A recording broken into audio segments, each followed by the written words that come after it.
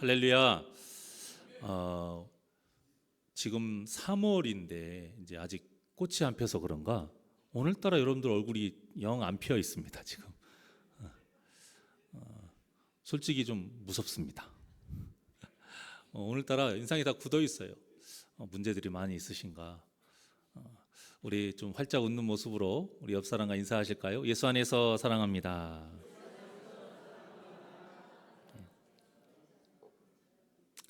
이제 조금 폈습니다. 지금 중요한 것은 이걸 끝까지 유지하셔야 돼요. 점점 이렇게 쪼그라들지 마시고, 하나님께서 성경의 말씀을 남기실 때에 주로 사용하시는 표현 방식이 있어요. 그게 뭐냐면 대조법이에요. 대조법.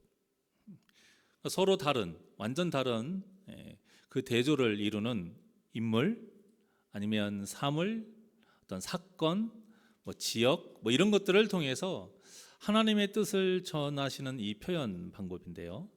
예를 들어서 가인과 아벨, 또 모세와 바로, 다윗과 사울, 이스라엘과 블레셋, 양과 염소, 이런 식으로 대조를 시켜서 하나님의 뜻을 전하십니다.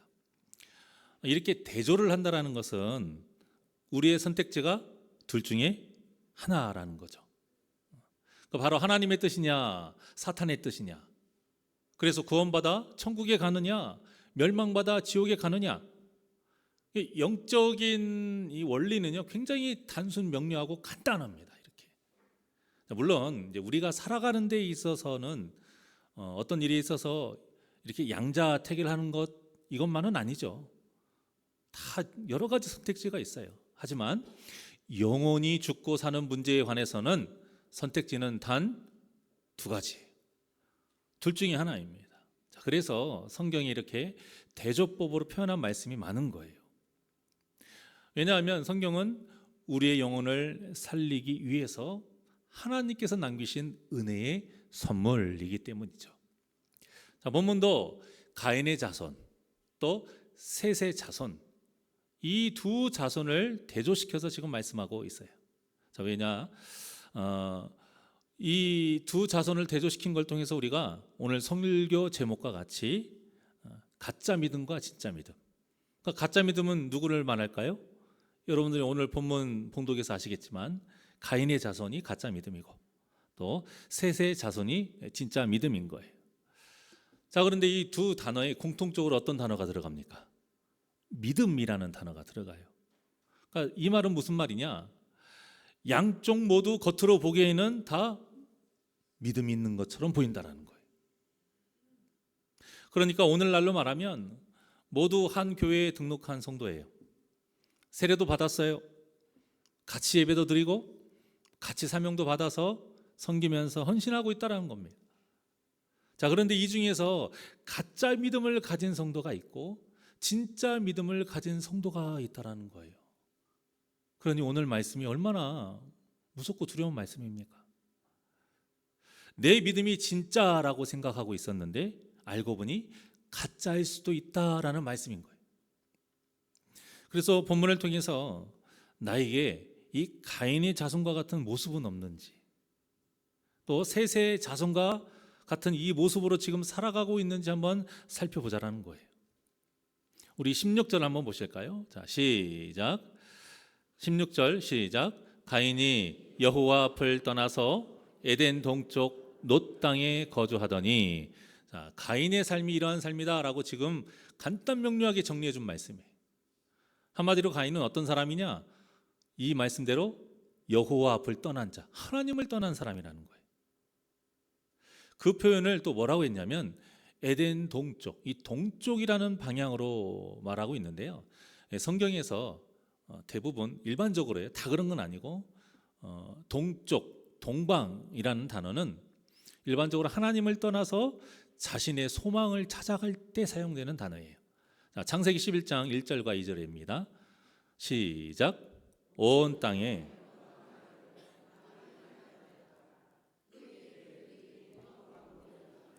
신할 평지를 만나 거기에 거류하며, 이 말씀이 지금 어떤 사건에 대한 말씀이에요? 바벨탑이에요. 바벨탑. 하나님을 대항하는 바벨탑을 지었는데 어디에다 지었다고요? 동방. 그리고는 이제 자신이 하나님처럼 되고자 하나님께 대항했다가 심판을 받고 이제 뿔뿔이 흩어지게 되고 언어도 혼잡하게 되잖아요. 본문에서도 가인이 하나님을 떠나서 에덴 동쪽에 있는 놋 땅에 거주한 것이에요. 그런데 이 놋이라는 단어가 방황, 방랑이라는 뜻이 있고요. 또 슬픈 애통이라는 뜻이 있어요. 자, 그러니까 하나님을 떠난 삶이라는 게 어떤 삶이냐? 방황하는 삶이라는 거예요. 방황할 수밖에 없고 또 그 결과가 고통과 슬픔이 있는 삶이라는 거예요. 그래서 하나님께서 성경에 절대로 하나님을 떠나지 말라 이런 말씀들이 많은 거고요. 호세아와 같은 예언자들을 통해서 여호와께 뭐하자? 돌아가자. 여호와께 돌아가자 이렇게 외치게 하신 거예요. 이 세상이 눈에 보기에 아무리 좋아 보여도 하나님을 떠난 삶은 결국 고통과 슬픔만 있기 때문이라는 거예요. 가인도 이런 삶을 살았습니다. 본문 17절 한번 보시겠습니다. 시작. 아내와 동침하매 그가 임신하여 에녹을 낳은지라. 가인이 성을 쌓고 그의 아들의 이름으로 성을 이름하여 에녹이라 하니라. 자, 가인이 하나님을 떠나서 가장 중요하게 한 일, 대표적으로 한 일, 가인이 한 일이 많을 거 아닙니까? 그런데 어떤 한 가지만을 딱 썼어요. 중요하니까. 이게 삶의 목적이기도 한 거예요. 그게 무엇이냐? 바로 자신을 위해서 성을 쌓은 일이에요. 여러분, 성을 왜 쌓습니까? 안전하게 보호받으려고 쌓은 거예요. 적의 외침에 보호받으려고 쌓은 거예요. 그러니까 가인은 아벨을 죽이고 하나님을 떠나서 어떤 삶을 살았다라는 뜻입니까? 불안했다라는 거예요. 불안. 그래서 성도에게 평안함이 굉장히 중요한 겁니다. 예수님도 뭐라고 말씀하셨습니까? 세상이 주지 못하는 참 평안을 내가 너에게 주겠노라 말씀하신 거예요. 이런 가인의 불안은요 14절에도 이미 나타났었잖아요. 그 하나님의 심판으로 인해서 자기가 땅에서 피하면서 유리하는 자가 되면 자신을 만나는 자마다 자신을 죽일 겁니다. 하나님 이렇게 엄청 불안을 떨었어요. 그래서 하나님 어떻게 해주셨습니까? 15절처럼 해주셨잖아요. 15절 시작. 여호와께서 그에게 이르시되 그렇지 아니하다. 가인을 죽이는 자는 벌을 7배나 받으리라 하시고 가인에게 표를 주사 그를 만나는 모든 사람에게서 죽임을 면하게 하시니라. 아멘. 자, 가인에게 이 불안해하는 가인에게 표를 주셨어요. 그러면서 가인을 죽이는 자는 그 벌을 7배나 받을 것이다. 이렇게 말씀하시면서 너 절대 죽지 않아. 아주 분명하게 확실하게 말씀하셨어요. 그래서 가인에게 뭐 하지 말라는 거예요? 불안해하지 말라는 거예요. 염려하지 말라는 거예요. 그런데도 가인은 자신을 위해서 성을 쌓은 겁니다. 그것도 얼마나 불안했는가. 자신의 이름으로, 여러분 다윗이 성을 쌓으면 무슨 성이에요? 다윗 성이잖아요. 당연히 자기가 쌓은 그 성의 이름은 자기 이름으로 해요. 그런데 지금 가인이 누구 이름으로 했습니까? 자기 아들의 에녹성으로 이름을 지은 거예요. 왜 이렇게 지었느냐? 성을 함락시키면 당연히 그 침략자가 성의 주인을 죽여요. 그러니까 누구를 찾을 겁니까? 그 성의 이름. 그러니까 가인이 너무 무서워서 자신의 이름으로 하지 않고 자기 아들의 이름으로 한 거예요. 그래서 에녹성이라고 지은 거예요. 참 못난 모습이지 않습니까? 쫄보에다가 자기 목숨 지키려고 아들을 내세운 참 못난 아버지. 이게 바로 가인이에요.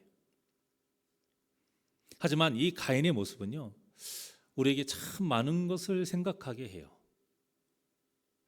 여러분, 우리 중에 가인처럼 이렇게 하나님께 직접 이렇게 대면하신 분 계세요?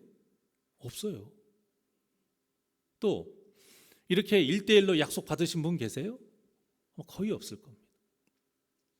그런데 우리에게 가인과 같이 하나님이 직접 현현을 하시고 음성을 들려주시고 나를 위해서 이렇게 1대1로 약속을 해주시면 난 진짜 어떤 고난과 시련이 와도 절대 믿음이 흔들리지 않을 자신이 있다.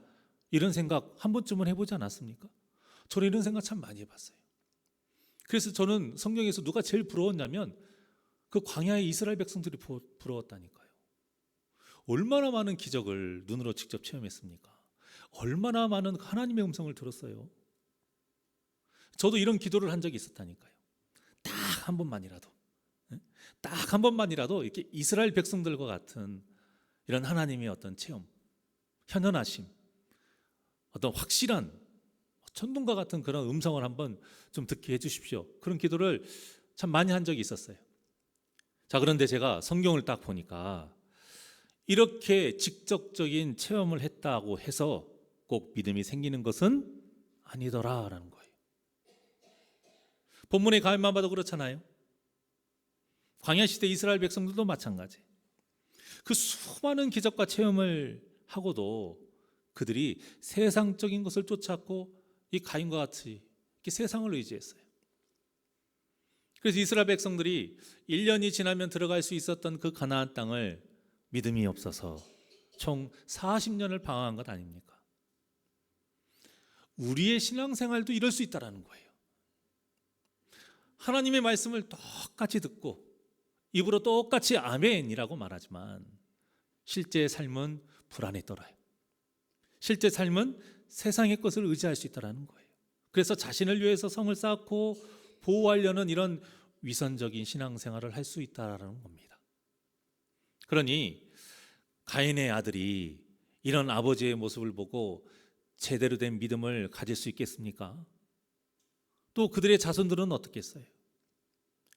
자, 18절에 기록된 에녹의 자손들 쭉 보면은요, 그들의 이름만 봐도요, 이들이 가짜 믿음으로 살았다는 것을 알 수 있어요.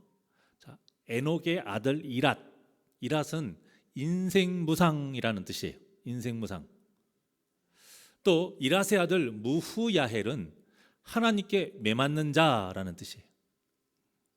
그 무후야헬의 아들 무드사일은 지옥의 사람이라는 뜻이고, 이 무드사일의 아들 라멕은 강한 자라는 뜻이 있어요. 또 난폭하다라는 뜻도 있어요. 어떻습니까? 신앙적인 뜻 있어요? 나 하나님 편에 섰다, 하나님의 사람이다 라는 뜻의 기름이 있습니까? 하나도 없어요. 가인의 이 잘못된 신앙이 이 그들의 후손에게까지 악영향을 끼친 겁니다. 그리고 이 잘못된 신앙, 가짜 믿음의 정점이 바로 누구냐? 라멕인 거예요. 라멕. 그래서 이 본문에 라멕에 대한 내용이 이렇게 긴 겁니다. 중요하니까 길죠. 라멕은 그 이름의 뜻답게 강한 자였어요. 굉장히 강합니다. 물론 세상적으로 강한 자였어요. 그리고 그 강한 자의 대표적인 무엇으로 어떤 모습이 딱 나왔느냐, 성경에 보니까 2명의 아내를 취한 것으로 말하고 있어요. 2명의 아내. 본래 하나님의 뜻이 뭐예요? 일부 일처예요. 또 일처 일부예요. 같은 뜻이지만 누구를 주로 하냐에 따라서 이렇게 순서가 바뀌는데, 근데 라멕이 이 하나님의 뜻을 인류 최초로 깨트려 버린 거예요. 물론 이제 오늘날에도 어떤 중동 지역이나 아프리카 지역에 보면 일부 다처제가 있는 곳이 있어요. 자, 여러분, 이렇게 일부 다처제를 하는 이유가 무엇이라고 생각하십니까? 예, 여러 가지 이유가 있겠지만요, 결국에는 이 남자의 입장에서 과시하려고 하는 거예요. 나 대단한 사람이야. 나 능력 있지? 아내가 이렇게 많아. 그러니까 하나님의 말씀을 어긴다는 것은요, 결국 내가 높아지기 위해서 사는 거예요. 내가 높아지려고 하는 거예요. 내가 하나님처럼 되려고. 아담과 하와도 마찬가지잖아요. 뱀이 하나님처럼 될 수 있다, 이 말에 선악과를 따먹었어요. 후에 나오는 바벨탑도 하나님처럼 되려고 한 거예요. 그러니 이렇게 하나님처럼 되고자 하는 사람들의 그 사람들이 이 눈에 보이지 않는 영적인 것을 중요하게 여기겠습니까? 절대 그럴 수 없는 거예요. 반드시 하나님을 떠난 자는, 세상을 의지하는 자는 반드시 눈에 보이는 것에 집착하게 되어 있어요. 그래서 라멕이 눈에 보이는 아내, 그 두 아내를 취한 거예요. 누가 봐도 대단한 사람이잖아요. 라멕의 자녀들도 마찬가지예요. 눈에 보이는 세상적인 것을 쫓으며 살았습니다. 자, 본문에 보니까 라멕이 아달을 통해서 낳은 아들 야발이 있는데, 야발이 뭐 하는 자라고 그랬어요? 가축을 치는 자의 조상이라고 말해요. 가축을 치는 자의 조상이라는 말은 입으로 먹는 것이 풍요하다는 거예요. 즉 부자를 말하는 거예요. 부자. 또 야발의 아우 유발은 수금과 퉁소를 잡는 모든 자의 조상이 됐다라고 말해요. 그러니까 음악의 조상이잖아요. 음악이 뭐예요? 향락이에요. 향락. 취미이기도 한 동시에 향락, 세상적인 쾌락을 말하는 거예요. 그러니까 굉장히 쾌락제일주의, 그리고 요즘 흔히 젊은 세대들 같이 내가 욜로족이라고도 하잖아요. 이게 옛날 말이긴 좀 한데, 내가 하고 싶은 대로 사는 사람들인 거예요. 옛날에는 어땠어요? 젊을 때 고생하고 늙어서 좀 편하게 살자. 근데 이 말이 꼭 나쁜 뜻은 아니거든요. 이 젊을 때라는 게 20대를 이야기하는 게 아니잖아요. 이 젊을 때라는 것이 한 40, 50대까지 말한 거예요. 그러니까 우리의 자녀들이 성인이 되기 전까지가 사실은 그게 이제 젊을 때를 말하는 거거든요. 그러니까 책임을 지자라는 뜻인 것이지 뭐 고생만 지지해라 이런 뜻이 아닌 것이거든요. 근데 요즘은 어때요? 그런 게 없어요. 1년 내도록 열심히 일하고 그 열심히 일한 돈으로 회사 직장 휴직을 하든지 아니면 사직서를 내고 뭐해요? 그 돈으로 그만큼의 해외여행 다녀요. 꼭 이게 나쁘다라는 것은 아닌데, 여러분 그 목적이 뭐예요? 오직 나만을 위한 거라는 거예요. 지금의 나, 지금의 내 만족을 위해서. 이게 바로 지금 여기에 나와 있는 야발의 아우 유발과 같은 삶인 거예요. 자, 그리고 라멕이 실라를 통해서 낳은 아들 두발가인, 어떤 사람입니까? 구리와 세로, 여러 가지 기구를 만드는 자. 그러니까 생활에 필요한 도구를 만들기도 하고 무기를 만들어요. 그러니까 세상에 얼마나 큰 영향력을 가졌습니까? 이 기술이 아무나 가질 수 있는 기술이 아니에요. 그러니까 이게 누구냐? 어떤 특출한 능력을 가진 사람을 말하는 거예요. 또 두발가인의 누인 나아마, 이 나아마는 별다른 내용은 뭐 없어요. 그런데 이름 자체가 무슨 뜻이냐? 아름다움이라는 뜻이에요. 아름다움.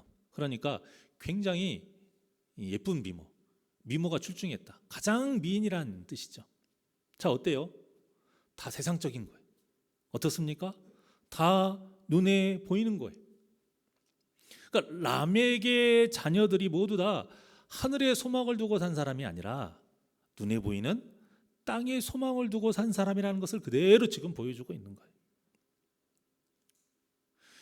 눈에 보이는 것, 손에 잡히는 것, 실리적인 것, 계산적인 것, 개인주의적이고 이기주의적인 사람을 말하는 거예요. 세상 사람들이 다 이 세상의 법칙이잖아요. 그런데 우리가 여기에서 놓치면 안 되는 굉장히 중요한 사실이 하나 있어요. 이게 뭐냐? 이들이 하나님을 몰랐느냐? 아니라는 겁니다. 다 하나님을 알았어요. 하나님을 몰라서 이런 삶을 사는 것이 아니라는 거예요, 여러분. 하나님께서 천지를 창조하신 줄 알았습니다. 에덴 동산 알았어요. 아담과 하와가 어떤 죄를 지었는지, 그래서 어떤 벌을 받았는지 다 알았어요. 가인이 아벨을 죽인 일 다 알았어요. 그게 성경 어디에 나옵니까? 나와요. 23절과 24절입니다. 23절 24절 시작. 라멕이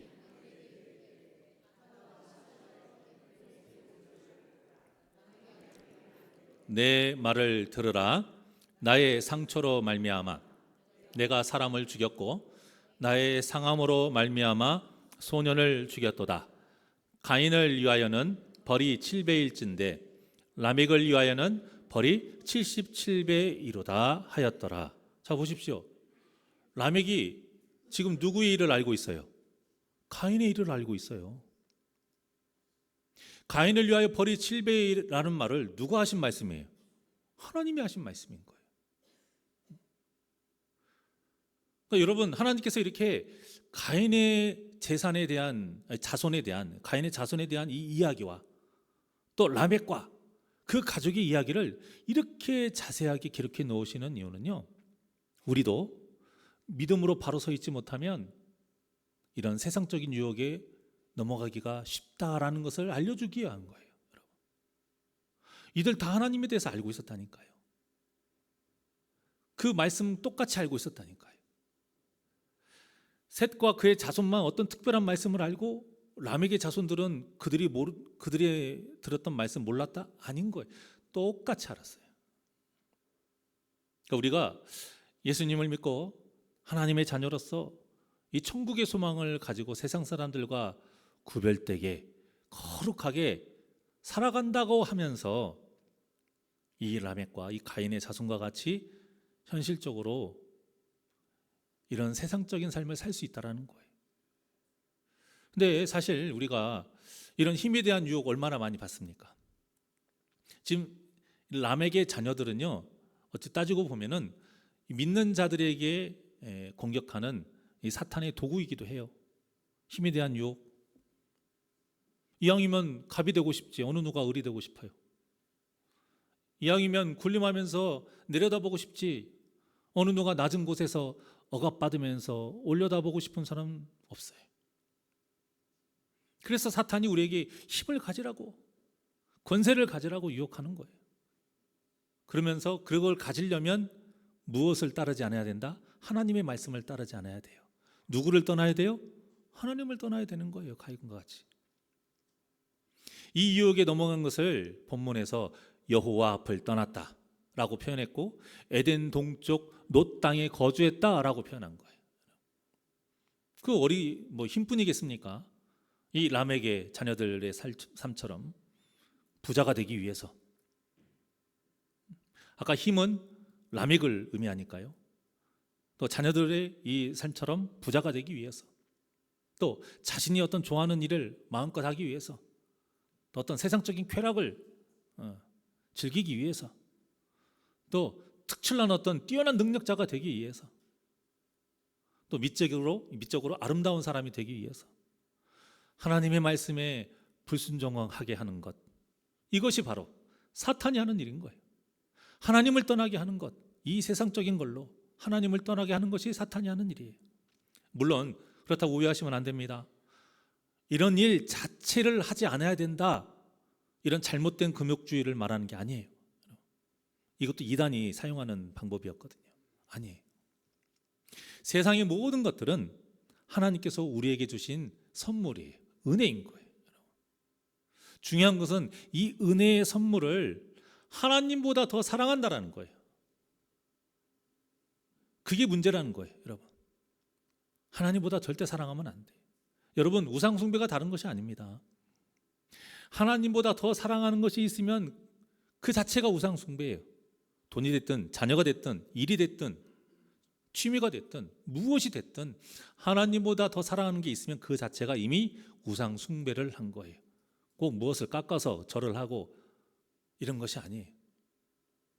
하나님이 가장 싫어하시는 죄, 우리 믿는 자들이 무슨 일이 있어도 절대 지어서는 안 되는 죄가 바로 우상 숭배, 곧 영적인 간음인 거예요.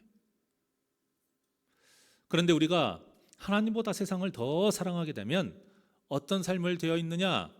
라멕을 통해서 우리에게 지금 알려주고 있는 겁니다. 23절 보니까요, 라멕이 사람을 죽였어요.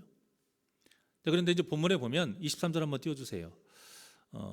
사람을 죽였고 또 소년을 죽였다, 이런 말로 지금 2명을 죽인 것처럼 표현되는데요, 이 원문에 보면 죽였다라는 표현이 한 번 나옵니다. 한 번. 근데 단어가 이 사람과 이 소년이라는 단어가 2번이 나오다 보니까 이제 번역하면서 이렇게 2명을 죽인 것처럼 번역이 되어 있는데 한 번이에요. 그런데 이 소년이라는 단어와 이 사람이라는 단어가 다 그 젊은 사람을 뜻하는 단어예요. 이게 결국 같은 뜻인 거예요. 그러니까 같은 뜻을 반복한 거예요. 그래서 23절을 해석을 하면 어떻게 되냐? 라멕이 이 힘없는 어린 소년을 죽였어요. 그런데 그 이유가 뭐냐? 그 어린 소년이 라멕의 기분을 상하게 한 거예요.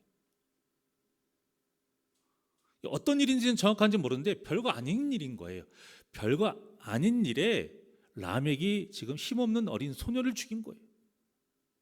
이때 죽였다라는 단어가 어떤 뜻이냐면 그냥 죽였다 이런 게 아니고 대상을 가리지 않고 무자비하게 죽일 때 사용되는 단어. 특히 이제 전쟁에서 대량 학살 있잖아요. 그 세계 대전에 보게 되면 그 유태인들 막 대량 학살했잖아요. 그런 것처럼 대량 학살할 때 사용되는 단어가 이때 쓰인 이 죽이다라는 단어예요. 그러니까 아무것도 아닌 일에 라멕이 기분이 상해가지고요, 이 힘없는 어린 소년을 아주 무자비하게 잔인하게 죽인 거예요. 그러니까 아까 라멕의 이름의 뜻이 뭐라고 그랬어요? 강한 자라는 뜻과 함께 난폭하다라는 뜻이 있다고 말씀드렸잖아요. 그러니까 이 이름답게 산 거예요, 지금 라멕이. 그런데 라멕은 여기서 끝나지 않고 하나님을 대항하는 더 큰 죄를 짓습니다. 24절에 보니까 하나님의 고유 영역이 바로 심판인데 이 심판을 자기가 내려버린 거예요. 가인을 죽인 자에게 하나님께서 벌을 7배를 더하시겠다라는 이 말씀을 그대로 인용해가지고 자기를 죽인 자에게는 벌이 77배가 더할 것이다. 자기가 판결을 딱 내린 거예요. 지금 누가 더 크다라는 거예요? 하나님보다 자기가 더 크다라는 거예요. 그것도 살인죄를 지은 사람이 재판관이 된 거예요. 말도 안 되는 거죠.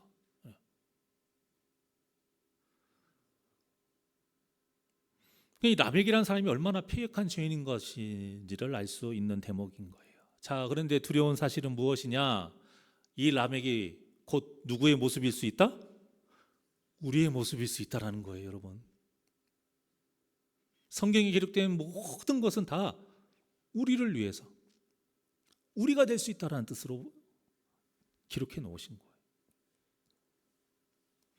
그래서 이 라멕의 이야기를 성경에 길게 기록해 놓으시고는 우리에게 이렇게 읽으라고 하신 거예요. 마음의 세계라고 하신 거예요. 성경이 마음의 거울이라고 하잖아요.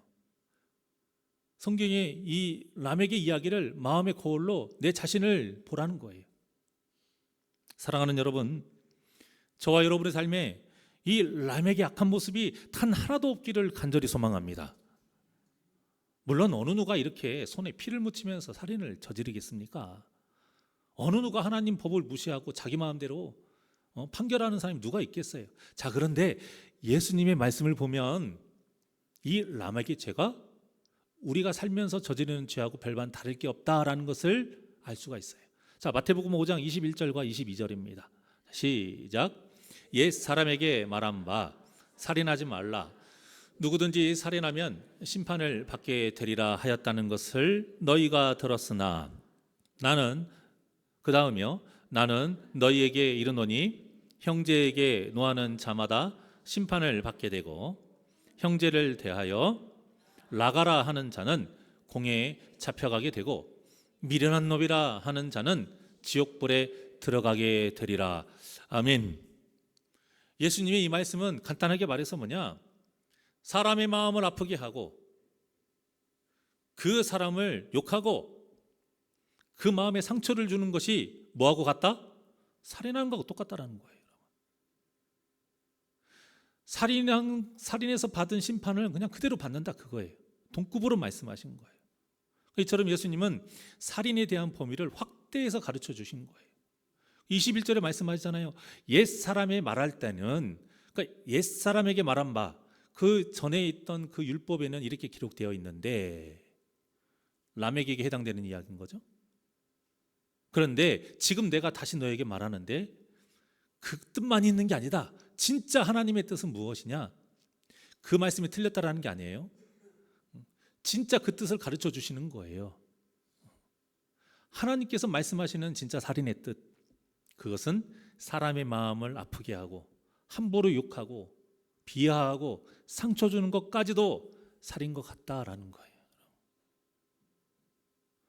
그래서 우리 그리스도인들은 이 사도 바울의 말처럼 눈에 보이지 않는 영을 따르는 자로서 영의 일을 생각하는 사람답게 그 성도의 마음을 아프게 하는 것이 살인과 같은 아주 악한 죄라는 이 사실을 우리가 잊으면 안 되는 겁니다.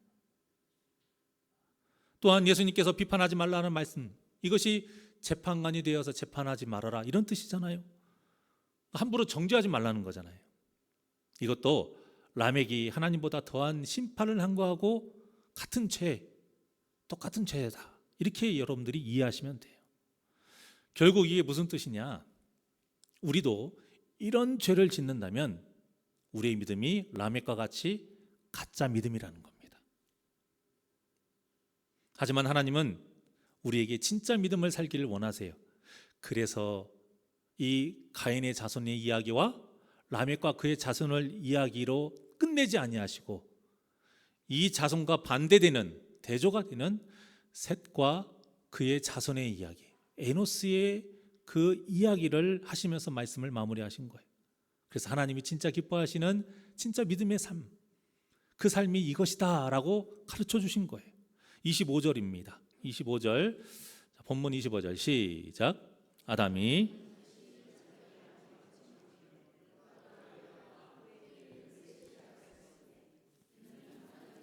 내게 가인이 죽인 아벨 대신에 다른 씨를 주셨다 함이며. 아멘. 셋이라는 아들을 낳았어요. 이 셋이라는 이름이 뜻이 뭐냐? 보상이에요. 보상. 어떤 손해를 되돌려 주는 것을 보상이라고 하잖아요. 자, 그래서 25절에 보니까 뭐라고 했어요?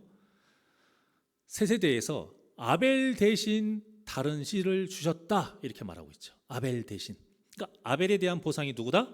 셋인 거예요. 자, 그런데 아벨이 어떤 사람이었습니까?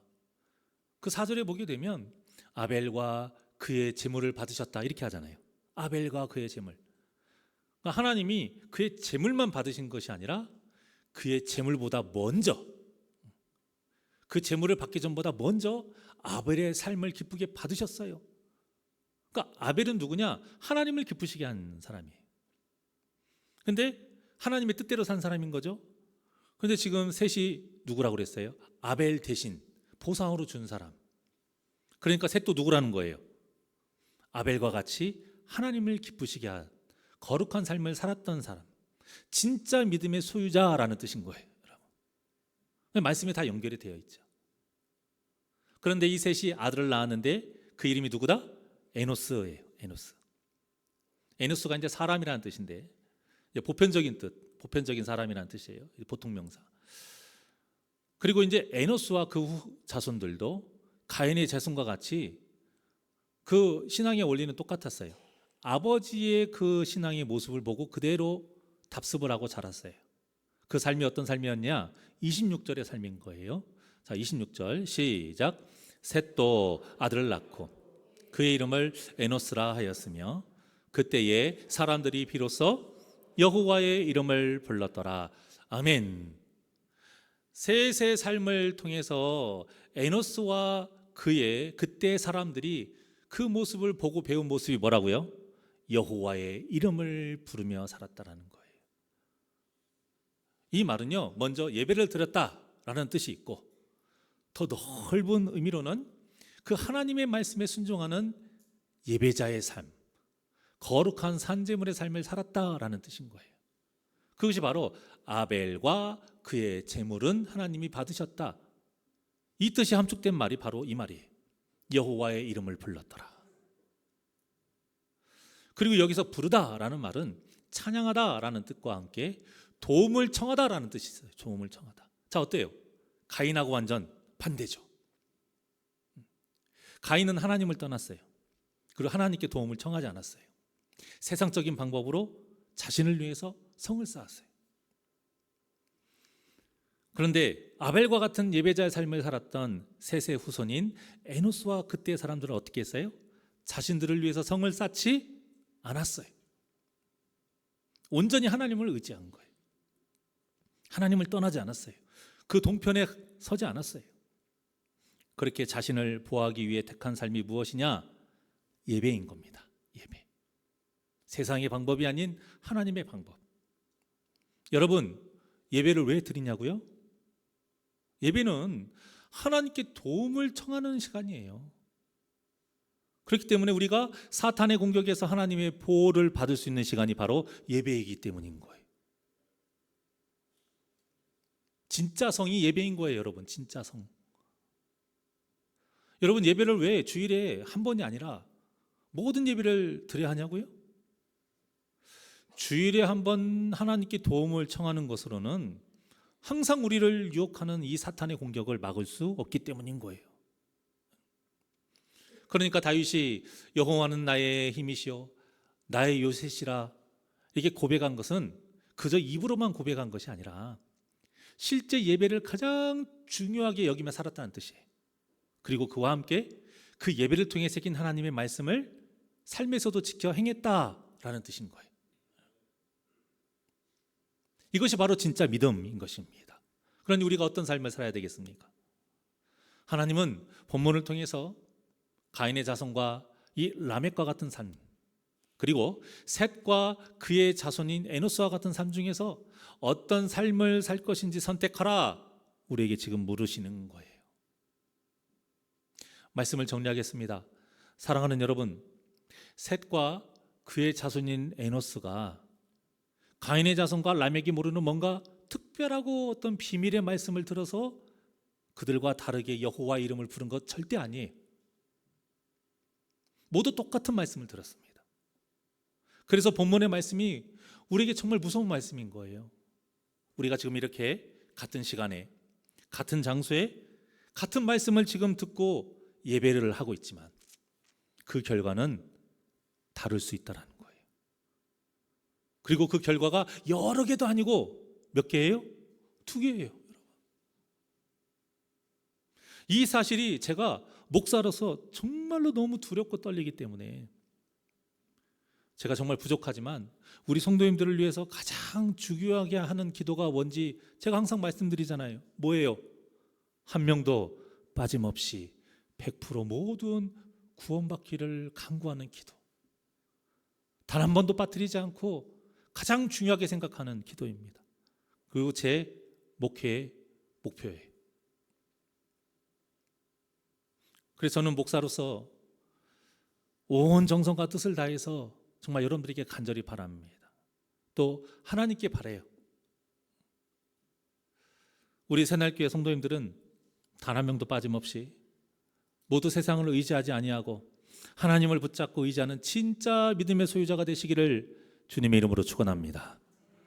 그래서 사탄이 아무리 여러분에게 고난과 시련을 준다 해도, 아무리 세상이 좋은 곳으로 유혹한다 해도 절대 하나님을 떠나지 마시고 다윗과 같이 오직 하나님을 힘으로 삼고 요새로 삼고 구원의 뿔로 삼아서 모두 구원받는 복된 역사가 일어나기를 주님의 이름으로 간절히 축원합니다.